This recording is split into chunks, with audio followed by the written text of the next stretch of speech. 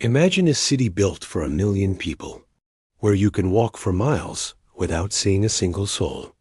Picture this: 8-lane boulevards stretching into the horizon, completely empty. Glass towers reflecting nothing but clouds and desert sky. A stadium built to hold 40,000 people, where the only sound is wind whistling through empty seats. Museums filled with priceless artifacts, maintained by ghost-like custodians who sweep floors no one walks on. This isn't science fiction. This isn't the aftermath of some catastrophe. This is reality. This is happening right now in the 21st century. Welcome to Ordos. Welcome to Kangbashi, the city that wanted to be China's Dubai, the city that wanted to be the future. Instead, it became one of the most perplexing urban enigmas in human history. A place where elevators operate in buildings with no tenants, where traffic lights change for cars that never come, where schools are equipped with computers and musical instruments gathering dust behind unlocked doors, where a silk scarf is tied weakly around the bronze neck of a statue of a schoolgirl ... for an audience of absolutely no one. Today, we're entering Kangbashi. We're going to walk its empty streets. We're going to explore its abandoned towers. We're going to talk to the handful of people who live there, who guard there, who refuse to leave. And we're going to uncover something darker than simple economic failure. Because there are stories here. Stories about displaced villages.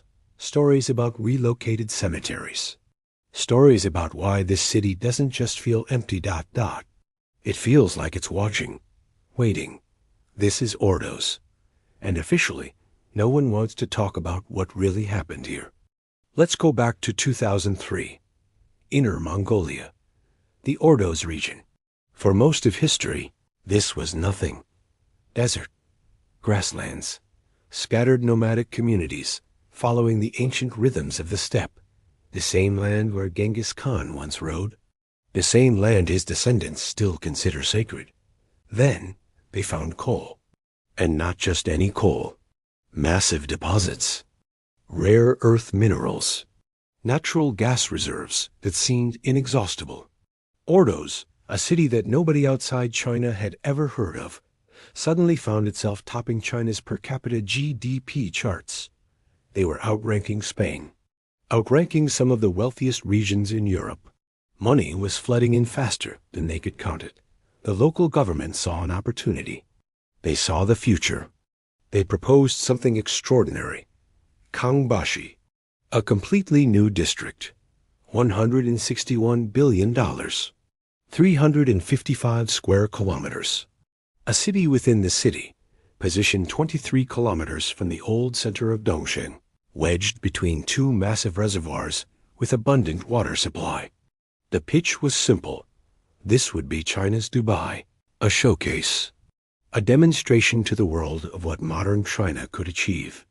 Architects from around the globe were commissioned, museums shaped like Mongolian hats, libraries designed to look like books standing on shelves, theaters inspired by traditional headwear, an 80,000-seat stadium, Olympic standard sports facilities, 8-lane boulevards lined with sculptures of Mongolian warriors.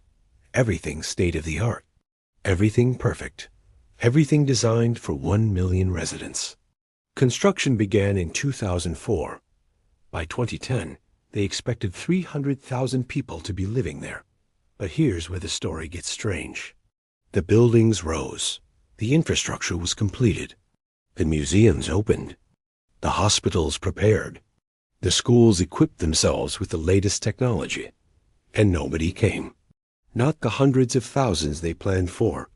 Not even close. By 2010, official government figures claimed 28,000 residents. Other estimates put it lower. Much lower. It was as if the city had been built, opened its doors, and then ... nothing. Just wind. Just silence. As if an entire urban center was waiting for inhabitants who never appeared. One local businessman from Henan province told reporters in 2014, "Last year, nobody was here. This year, they come." But when pressed about how many came, He just gestured vaguely and changed the subject. So what happened? Why did nobody move to this perfect city? The official explanations are straightforward enough. Economics, practical reasons. First explanation: the apartments were too expensive. Even at the peak of Ordos' wealth, housing prices reached $1,100 per square foot. For a region where most people had been farmers or herders just a generation earlier, this was impossible. These were prices for Beijing or Shanghai, not for a desert outpost in Inner Mongolia. Second explanation: there were no jobs. The entire economy of Ordos was built on extraction.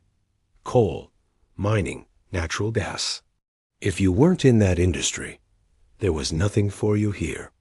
And those jobs were concentrated in the old city, in Dongsheng, not in the new ghost towers of Kangbashi. Third explanation: speculation. Wealthy investors from across China bought apartments not to live in, but as financial assets. Buy low, wait for prices to rise, sell high. Except the prices never rose. They crashed. In 2011, the market collapsed. Prices fell from $1,100 per square foot to $470. And still, nobody came. But here's where the whispers start.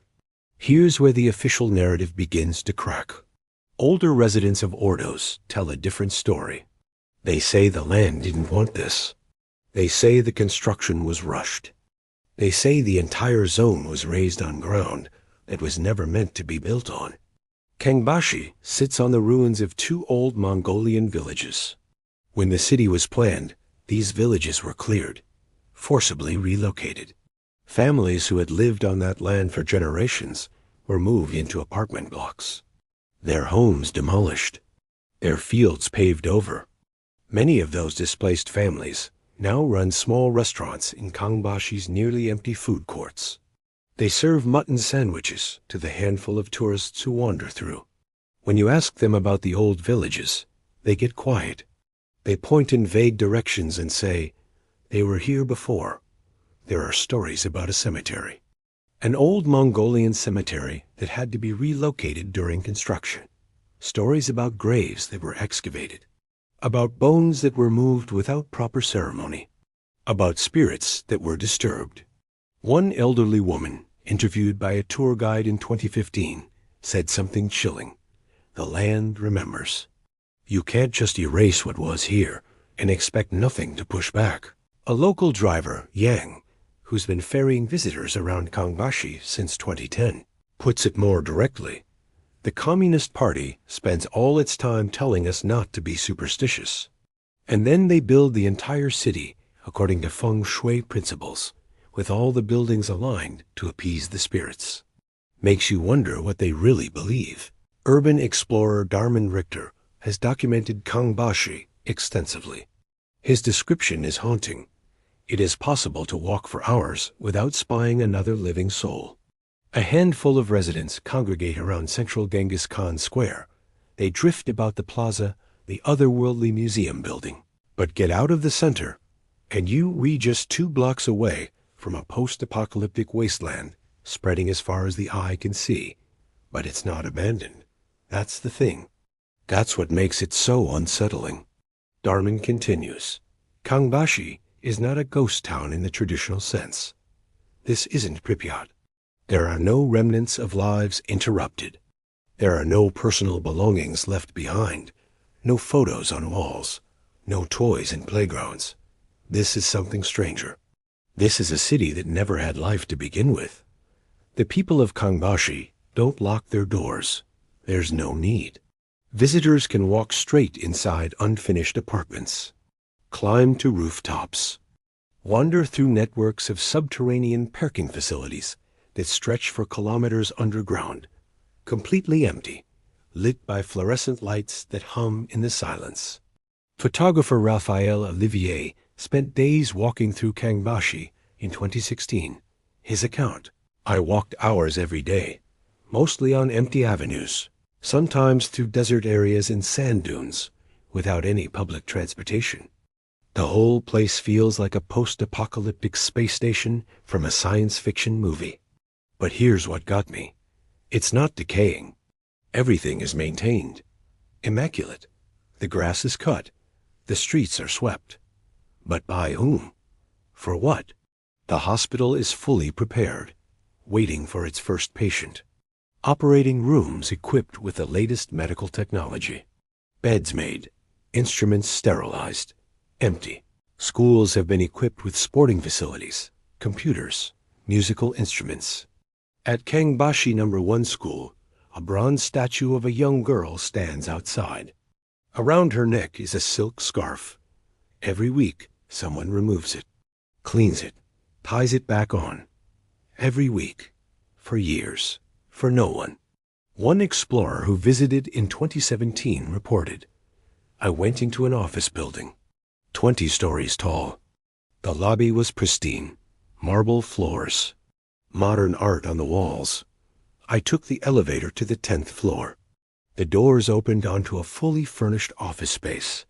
Desks, chairs, computers still in their boxes, file cabinets, a coffee machine. Everything you'd need to start working. Except there was this layer of dust. Not thick, but enough to tell you that no one had been here in months. Maybe years. And yet, the lights were on. The air conditioning was running. Someone was paying the electric bill. Another visitor described hearing footsteps. I was exploring a residential tower. I was on the 15th floor in an empty apartment. Bare concrete walls, no furniture. And I heard footsteps above me, clear, deliberate, walking across the floor. I went up to the 16th floor. Nothing. No one. I went to the 17th. Nothing. But I know what I heard. Tour guide from Young Pioneer Tours, Gareth Johnson, who has been bringing visitors to Ordos since 2011, says, "Many explorers tell me that Ordos is not abandoned. It's waiting. As if the city breathes in a state between life and death, between existence and non-existence. Present, but not occupied." Let's talk about the scale of the emptiness. Infrastructure designed for hundreds of thousands, used by just a few thousand. A gigantic theater built to host international performances. In 2012, it hosted the Miss World pageant. One crew member who helped set up the event described it. "We were told this was going to be this grand world-class venue." And it is. Architecturally, it's stunning. But there was no working water supply, no functioning lavatories. We had to bring in portable facilities. For Miss World, think about that. Since then, the theater hosts maybe 2 or 3 events per year. 8-lane boulevards where you can drive for 10 minutes without seeing another vehicle. One local resident, Mr. Yang, sees this as a positive. "Why would I want lots of people to come here? It's clean. There's not many people on the roads. We've got great food and beautiful scenery. It's everything most Chinese cities aren't. But there's something unsettling about perfection without purpose. Bus stations where nobody waits. The buses still run. On schedule. Pulling up to empty stops. Opening their doors for passengers who aren't there. Closing their doors. Driving to the next empty stop." Journalist Melissa Chan from Al Jazeera, who broke the story globally in 2009, tried to find basic necessities. Her report, "You cannot buy bottled water around the corner. There's no corner store. No convenience shop, nothing. You have to go to the central shopping district, which itself is mostly empty." Something is terribly wrong with this situation. Underground parking, garages, enormous, multi-level, designed to hold thousands of vehicles. A visitor in 2016 described driving into one. "We descended 3 levels. The space just kept going. Level after level. All empty. Just our car and the echo of our engine. It felt like driving into some kind of subterranean void. My friend joked that if we broke down, no one would ever find us. It wasn't really a joke. Schools without students." One teacher who relocated from Guangzhou explained her decision. "In Guangzhou, you can get a job, but there are a lot of other people behind you waiting for that job. By going way out to a new city in Inner Mongolia, I essentially transformed myself from being a dime a dozen into a linchpin. I'm essential here, even if there are hardly any students, she later admitted. Sometimes I feel like I'm teaching in a museum. Everything is perfect. The equipment is top-notch. But the classrooms are so empty that you can hear your own voice echo. The 80,000-seat stadium stands almost completely unused. Built for the 2015 Chinese Ethnic Minority Olympic Games. Now it sits there, this massive structure, occasionally hosting a local football match attended by maybe 200 people scattered across 80,000 empty seats. In Ordos, you don't see ruins. You see perfection ...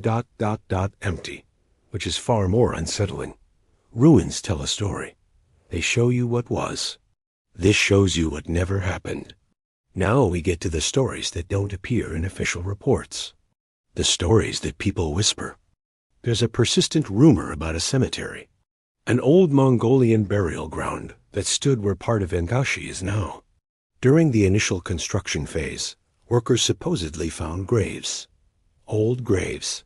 Some say they dated back centuries. The project couldn't be delayed. The graves were relocated.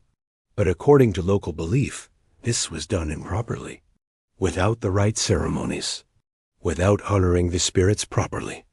One security guard at an empty police station told Urban Explorers in 2014, "I work night shifts. Sometimes in the building across the street completely vacant, nobody has ever moved in, the lights turn on, floor by floor. Like someone is walking up the stairs, switching them on as they go. I've checked. Dozens of times. There's nobody there. The building is locked. But I've seen it happen. And I'm not the only one."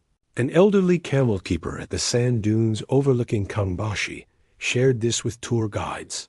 If you want to see ghosts, you should look on the old single-track road leading out to the grasslands. Early morning, when the mist comes in from the reservoir, they can sometimes be seen emerging from the fog, walking, not like they're lost, like they're going somewhere. Going home, maybe? The driver who transported the film crew laughed it off. Said those were probably just drunk villagers who hadn't made it home. But the old man's expression didn't change. He said quietly, "I know what I've seen. Been here 70 years. The land remembers." Tourists have reported feeling watched, especially around the amphitheater. One visitor in 2015 wrote online, "We were taking photos near the outdoor performance space. It was midday, bright sun, completely exposed area. No buildings nearby. And I had this overwhelming feeling that someone was standing behind me. I turned around. Nobody. Just empty plaza stretching in every direction. But the feeling didn't go away. My wife felt it too. We left. The region is steeped in ancient history. Genghis Khan supposedly passed through this exact area during his conquest of the Western Shah kingdom. Legend says he dropped his whip and proclaimed, 'The water is good and grass is rich here. I would like to be buried here.' Whether his remains are truly in the nearby mausoleum is a mystery, but the spiritual significance runs deep. For centuries, this area was home to the 8 white palaces, movable halls that symbolized the power of Genghis Khan's golden family. During World War II, when Japanese forces invaded, these sacred structures were moved westward to protect them. A local historian explained, "To the Mongolian people, this land is sacred, not just as an abstract concept, actually sacred. Disturbing it without proper respect is ... problematic from a spiritual perspective."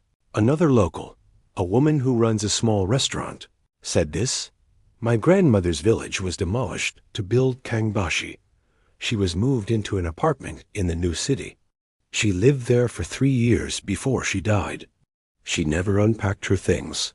She kept saying, 'This place doesn't want us here.' I thought she was just old and sad about leaving her home. But after she died, I started to wonder.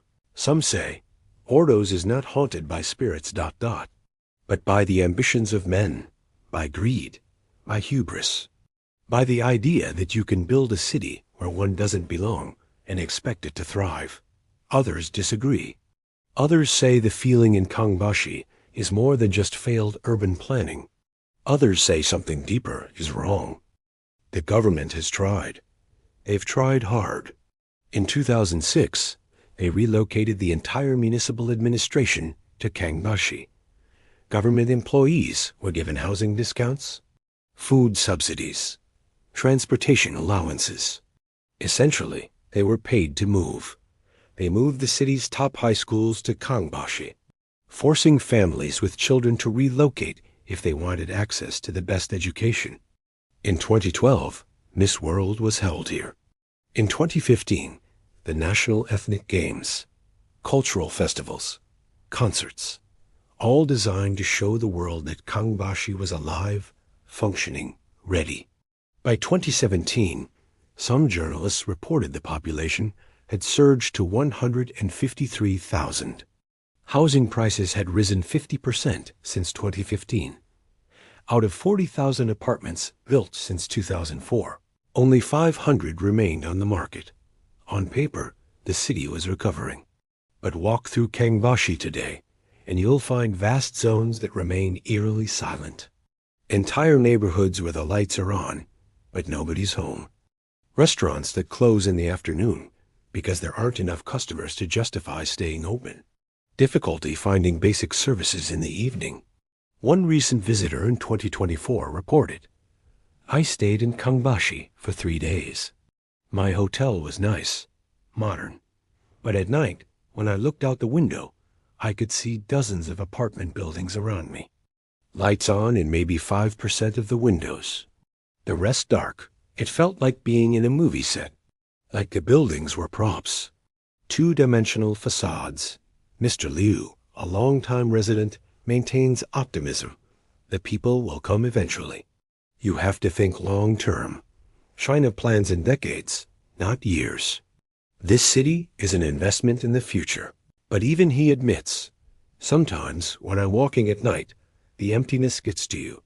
You start to hear things. Or maybe you don't hear things. Maybe the silence itself becomes a sound. I don't know how to describe it. It's as if the city tries desperately to wake up, but keeps falling back into its strange, suspended sleep. Breathing, but not quite alive. Present, but not quite real. 30 minutes and 0 seconds to 35 minutes and 0 seconds. Ordos at night, the dark segment. When the sun sets over Kangbashi, something changes. At night, lights remain on in apartment buildings where no one lives. Floor after floor, window after window, glowing, empty.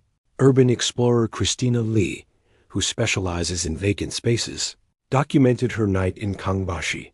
At the northern edge of the city, where the skyscrapers meet the desert scrub, there are no streetlights. It's almost pitch black. We were filming. Our driver, Yang, was inching the car forward. We were following a man stumbling along the pavement, torch on his forehead, ghost detector in his hands. The man reached the end of a line of buildings and started to retrace his steps. They reversed the car, keeping pace alongside him. On one side of the road, a coal plant lit up the darkness. On the other side, dark, empty buildings. Silent towers looming like monuments. We never found out who he was or what he was looking for, Christina said. But the image stayed with me. A lone figure with a ghost detector in the darkest part of the ghost city, searching for something. Or maybe running from something. At the sand dunes outside the city, residential areas loom in the darkness. One building was completed years ago. The apartments lay empty, except for one unit, occupied by an old couple who have to climb dark stairwells to get home each night, because the building's management never bothered to keep the lights on since there was only one occupied apartment out of 80. The couple was interviewed briefly. The old man said, "Sometimes we hear doors closing on other floors. Footsteps in the hallway. We're the only ones here. We know we're the only ones here, but we hear it anyway." His wife added, "At first, we would go check. Now we just ignore it. What's the point?" The gigantic fountains at Genghis Khan Square activate at 8 o'clock sharp every evening. Water spouts in rhythm to music and colored lights. Dozens of bronze horses surround the display. An amazing show, performed every single night, for an audience of maybe 20 people. It's surreal, one tourist wrote, watching this $1 million fountain show in an empty plaza. The music echoing off empty buildings, the lights reflecting in windows where no one lives. It feels like the city is trying to prove it's alive, trying to convince itself. Venture just 2 blocks from that square, though, and you enter absolute silence. A post-apocalyptic wasteland, towers disappearing into darkness, streets where your footsteps echo like gunshots. One urban explorer described it. If you stay alone in Kangbashi at night, you feel the city as a presence. Not hostile, exactly. Just ... aware. As if it's not abandoned. As if it's watching. Waiting. For what? I don't know. But something. Another said, the scariest part isn't what you see. It's what you don't see. It's the emptiness. It's the knowledge that you could scream, and nobody would hear you. You could disappear, and nobody would know. The city would just keep existing. Empty. Perfect. Waiting. What is a city without people? Is it still a city? Or is it something else? A monument? A warning? A tomb? Can you call a perfectly constructed place a ghost? Or are the real ghosts the dreams that were never fulfilled, the futures that never arrived?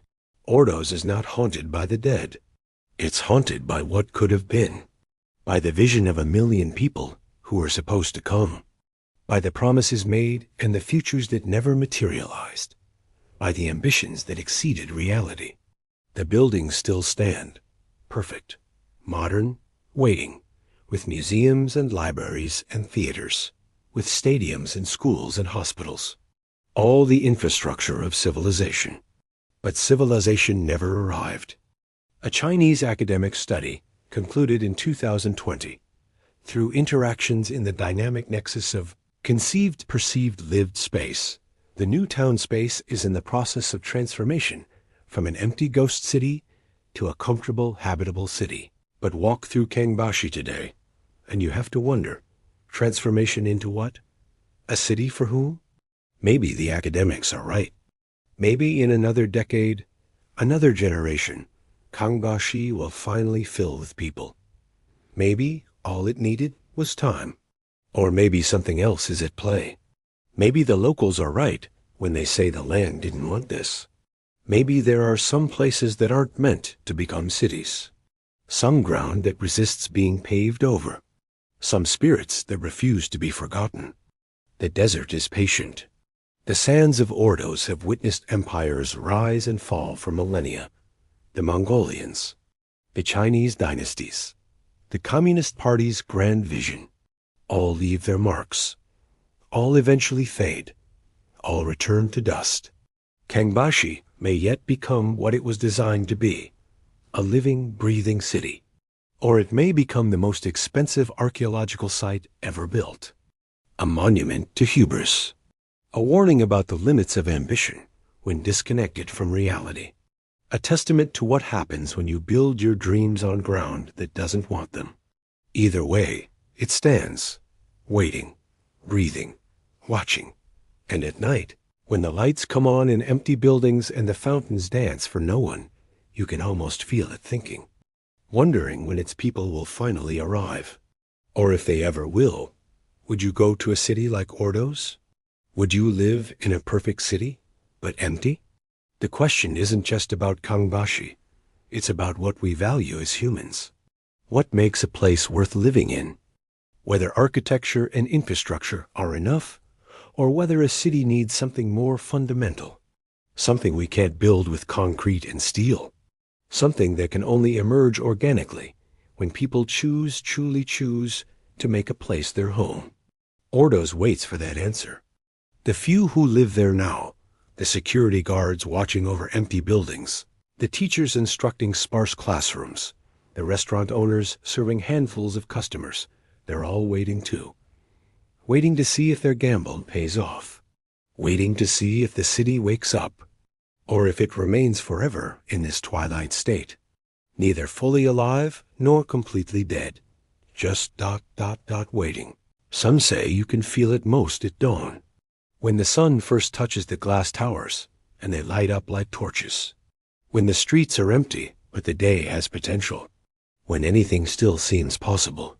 But by noon, when you've walked for an hour without seeing anyone, when you've stood in a plaza designed for thousands with only the wind for company, when you've looked up at a 100-story building and realized every single apartment is vacant, that's when you understand.